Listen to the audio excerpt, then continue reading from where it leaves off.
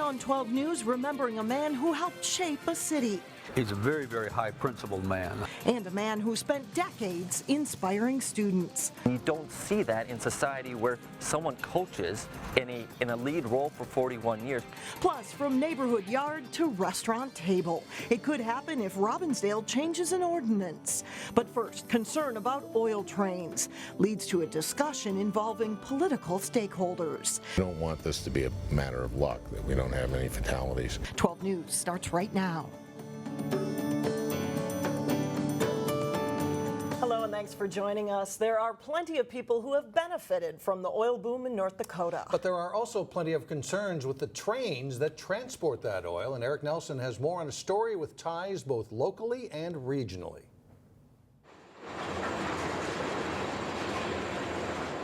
When things go wrong, they go very wrong. I mean, you've seen fairly major crashes and large fires. There is a fear that the North Dakota oil boom could produce a different kind of boom in the northwest suburbs. If that type of thing were to happen in a densely populated area like Crystal, that could be very, very, very bad. Approximately 8 to 9 trains rumble through Crystal every day, carrying combustible Bakken crude oil. We've been lucky here. We haven't had a disaster like they had in Quebec where 47 people died. A derailment and explosion could have devastating consequences. You would have a lot of property damage. Sometimes these things explode, and you've got quite the radius of where the explosion happens. And then you've got to deal with the cleanup in the aftermath. There are two concerns here in Crystal: the frequency of the oil trains coming down the tracks and their proximity to nearby neighborhoods. Today in Minneapolis, To make our community safer. Minnesota Senator Al Franken and Wisconsin Senator Tammy Baldwin were part of a roundtable discussion on oil trains. We've been lucky, and we don't want to rely on luck. That's not our job. They want tougher guidelines and regulations, and they believe the time to act is now.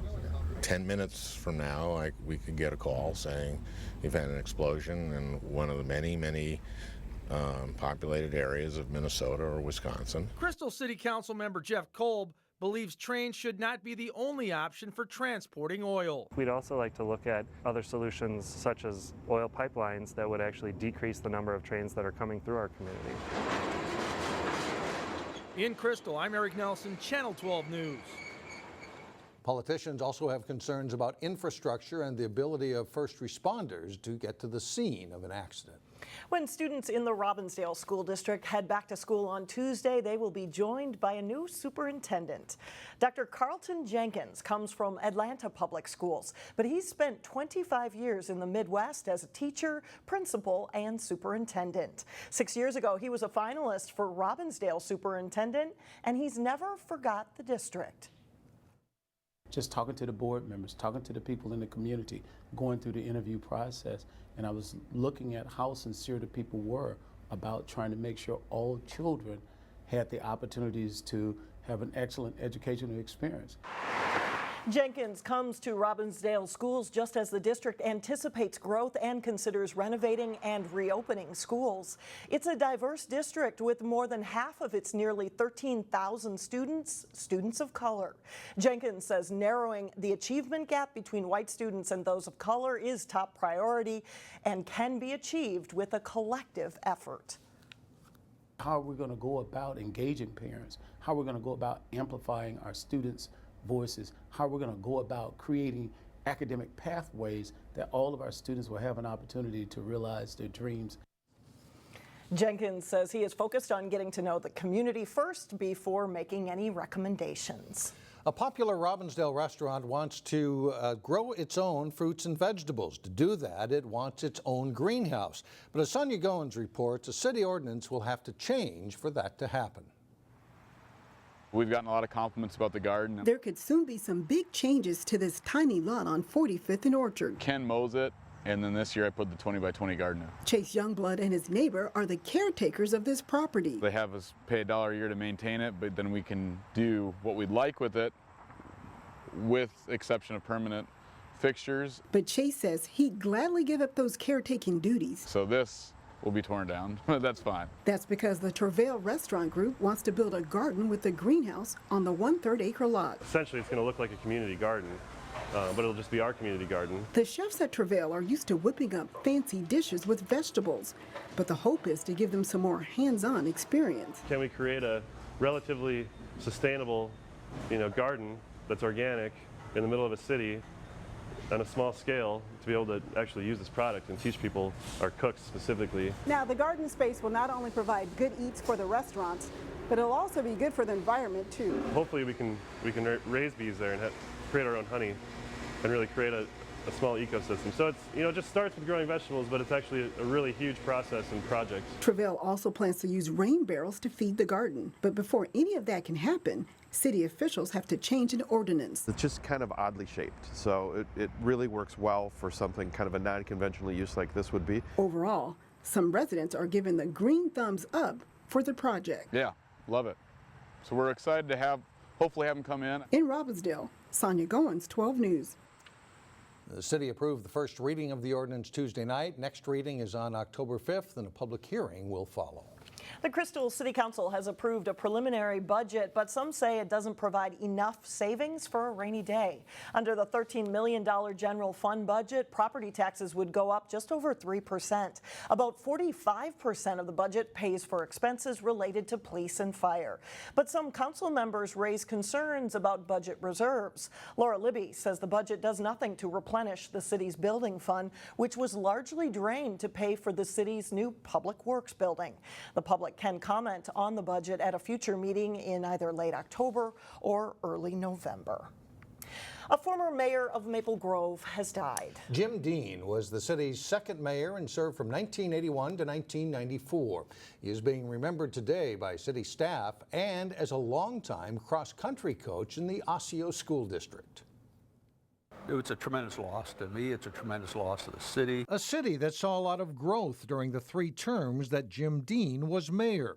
In a 1999 interview, Deane recalled how Maple Grove had developed. My nearest neighbors were a block, 2 blocks away, and everything was rural, cows and pasture and cornfield, and it'd be hard-pressed to find any of those today. Today, the Maple Grove flags at City Hall fly at half-staff in Deane's honor. When he was the mayor, he ran the meetings in a professional, skilled way. He's remembered for that and his love for parks and running. What you see today is an example of him pushing the city to have better parks, better trails. In fact, when Deane finished as mayor in 1994, he became a Three Rivers Park District Commissioner.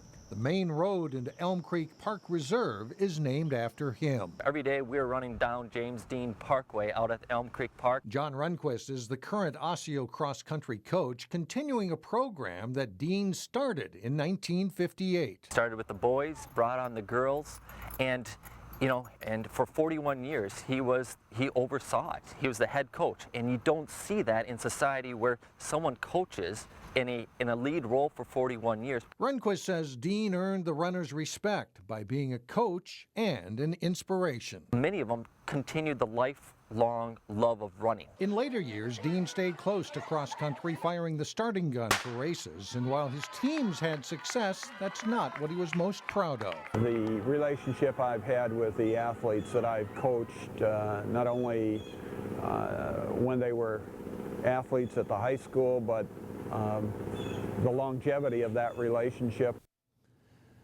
Deane had suffered from health-related issues for the past 2 years. Jim Deane was 82 years old. We'll be right back. Take a walk through the grandstand at the Minnesota State Fair and you can find plenty of deals and drawings. In today's Money Savers, we'll tell you there are good deals, but buyer beware. Reporter Shannon Slatton shares tips for making those big purchases at the fair. You can buy more at the State Fair than just cotton candy and cheese curds. You can buy several large ticket items like a new car, windows for your house, even a pool and spa. But if you are going to spend that kind of money, there's a few things you need to keep in mind. Dan Hendrickson with the Better Business Bureau has a few tips and tricks. We don't need to be afraid, Dan, about buying one of those large ticket items, but we do need to do our homework. Right. The State Fair is kind of like a world unto itself, but the same rules that apply outside the fair apply inside the fair. You want to do your research. You want to research the company at bbb.org. You want to make sure you know where the company is located. located. Are they local? Are they out of state? If they're out of state, or even if they're local, get an address, get a phone number, make sure you can find them. And then from there, really just take the time to decide, is this a good purchase for me? Do I need this? And maybe just don't be pressured. Because there are some tough sales pitches out here. Yeah, there's some good salespeople out here, and that's okay. I mean, if you buy something just kind of on a lark, that's okay too. But again, just make sure you know if something isn't good with the product, if the product isn't what you thought it was going to be, can you return it, and what are their return policies? All right, so make sure you get everything in writing. Everything in writing, you want a contract, and if it is a big ticket item, you want to make sure you're clear on whether the 3-day cooling off rule applies or doesn't apply. For instance, it doesn't apply to arts and crafts, purchases under $25, automobiles, or items that are not primarily for your own personal use. All right, now you guys are out here at the fair as well. Tell folks where they can find you in case they have a question. We're in the education building. We're talking about Better Business Bureau. We're handing out information on our Student of Integrity scholarships. And again, back to the 3-day cooling off rule, you want to make sure you get that cancellation form in writing. That's important. Very good to know. Dan Hendrickson with the Better Business Bureau, thank you so much for joining us. Of course, you can find more information on our website, 12.tv. Back to you. Right. Another simple tip is to consider the offer, then walk away to think about it. This will help you decide whether the item is a good deal and if you want to return to buy it. Well, coming up in sports, Armstrong and Wayzata go head-to-head in a girls' swimming matchup. That's right, but plus the Cooper and Armstrong football teams get set to battle for the first time in 5 years. John Jacobson has a preview when we come back. It is one of the more anticipated regular season football games for Cooper and Armstrong in quite some time. The Robbinsdale District schools haven't played since 2010 and haven't met in the regular season since 2004. Cooper is set for the big matchup with Armstrong after getting off to a 2-0 start this season. They crushed Bloomington Jefferson in a weather-shortened game and then won 34-27 against Benilde St. Margaret's. It's been a solid start. I mean, we've showed a lot of good signs of greatness. We always expect to get better at what we do, but we started off nice. And Benilde is Benilde. They're known for their ability to stay with the pack and then all of a sudden break through. So I'm pleased with our kids with the adversity that they went through in the game and just getting through some tough times and getting the W. A big crowd is expected for the Cooper-Armstrong matchup. None of the current players have faced Armstrong, but they know a lot of the guys and know it's a big deal in the community. Oh, yeah, it's definitely huge. This has been a game that we've been thinking about for a long time. We know a lot of people on the teams. We just want to play a fun game and have fun. It's kind of bringing back that rivalry. It allowed and helped us out in the summer by getting more kids out during the summer because this game means so much for the kids. But like I said, even before the season started, Jack's doing some great things over at Armstrong. And so because of that, we have to make sure that we're prepared for everything that they give us. Besides the fact that the teams haven't played in a long time, the game is noteworthy because both are off to good starts. Armstrong hasn't had a winning season since 2004, but the Falcons are also 2-0 this fall. They've handled Chanhassen and St. Louis Park without too much trouble and have some momentum. It's really exciting for Armstrong to be 2-0. It's a big start for us, and I think we can keep it up. I think we turned the corner a little bit last year, and it's kind of carried over. So, I think the most enjoyable thing is the kids are carrying themselves a little different, and there's a little less tense and a little more fun. So, that's been enjoyable.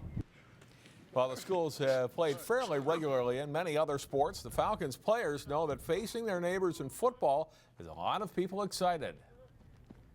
It's good. I think it's going to show how actually good of a team we are, and we're excited to see. And it's Cooper, so that's a big rivalry, so it's going to be fun. I mean, it's really exciting. I'm happy for those guys over there. And again, all these kids are from this community. A lot of the kids played together, when they were in the youth league, and so kids know each other. And so I think it's a good thing for our community when you have two teams that are competitive this year and pretty good. So it should be a good night. Armstrong and Cooper kick off at 7 o'clock Thursday at Cooper. Watch the game live on Channel 12 and 12.tv. You can also catch replays Friday night at 10 and Saturday at 4 and 10 p.m.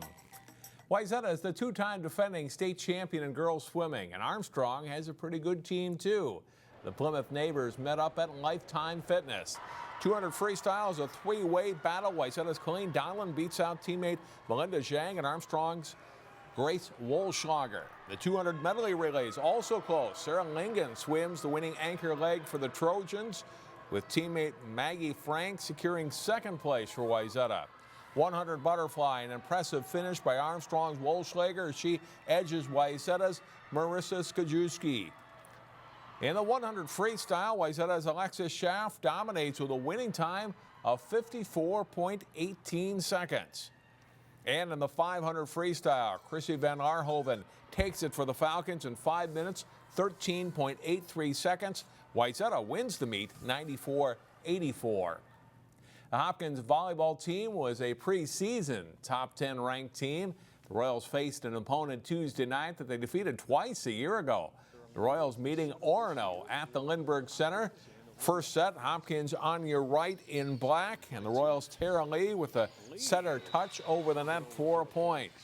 But the Spartans rally to win. Megan Anderson sets a ball to Morgan Markser for the kill. And Orono wins the first set 25-21. Coach Vicki Swenson's team comes back in the second set. This one goes to Jasmine Martin. Her attack off the tape and down for a point. Hopkins wins 28-26 to even the match at 1 apiece. Third set, Lee with a quick set to Anna Eriksson for the kill. It's tied at 14. But the Spartans surge late to win this set. They win 25-20 in the third set and 25-22 in the fourth. And they go on to beat Hopkins in 4. The Royals are now 1-2 this season. Coming up Thursday starting at 4, a look ahead to Wayzata's big football game Friday night at Prior Lake. All right, thanks, John. We'll be right back.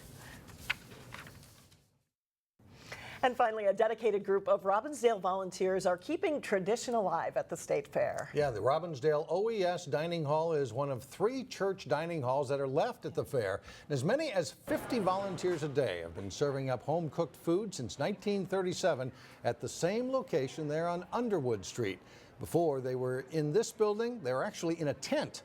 People are coming back for favorites like the peanut butter and jelly French toast and the wild rice and blueberry pancakes.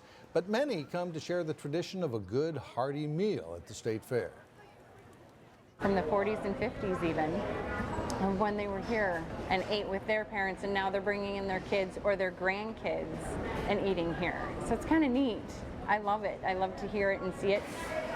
Good tradition there. Money raised at the State Fair goes to help Masonic charities and projects around the Robbinsdale area.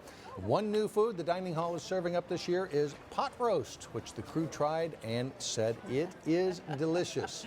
They replaced the roast beef with a pot roast, and a few of the men said it's better pot roast than their wives make. Oh, be careful where you say that. Fighting words, I think. Thanks so much for joining us. That's it for now. We'll see you back here tomorrow.